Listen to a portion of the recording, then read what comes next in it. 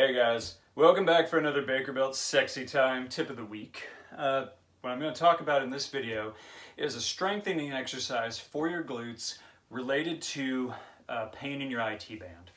The IT band being a long piece of connective tissue right here on the outside of the thigh that starts at the hip, runs down to the outside of the knee, and can have a lot of influence on your knees, your ankles even, and also up to your hips.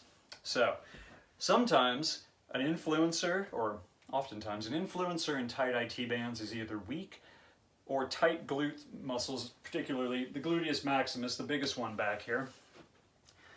When that's really tight, and if it's also really weak, and one often accompanies the other, that can be a problem. It starts to kind of pull on that IT band, and that loosens or tightens it to the point where it doesn't have much slack and range of motion. Where I see this often is a lot in most runners.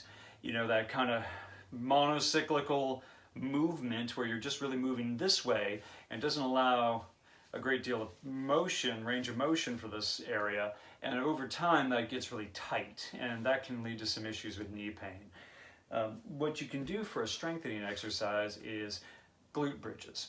So the glute bridge, you can either do it with weight or without, depends on where you're at strength-wise in this particular muscle group. I'll show you without weight, and then I'll show you a little something with weight. First thing, what I'm going to do is just lay on my back. Laying on my back like so, with my feet on the ground flat, and my hands either here, across my chest, even behind my head, whatever feels most comfortable. From here, bridging the hips, I'm just going to squeeze the glutes, press my heels into the ground while keeping my feet flat, and then bring my hips up level, basically creating a level plane from my knees to my shoulders. I'm going to hold that for a second or two and slowly lower down, go into the next rep, and just repeat this in sets of, ideally I would usually give my clients sets of 8 to 10 reps and maybe 3 to 5 sets of that. So working that set right there. If that's too easy, you can always go single leg. So there's a few variations on that. You can pull the knee in, drive with one leg, work this in one set, and then switch legs. You can also extend this leg out to make it a little more difficult.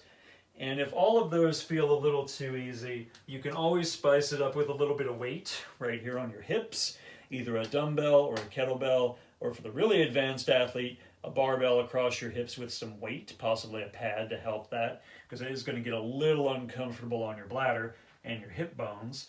But then from here, you just, again, squeeze the glute muscles, drive the hips to the ceiling, keep the abs engaged. Abs should always be on during this exercise.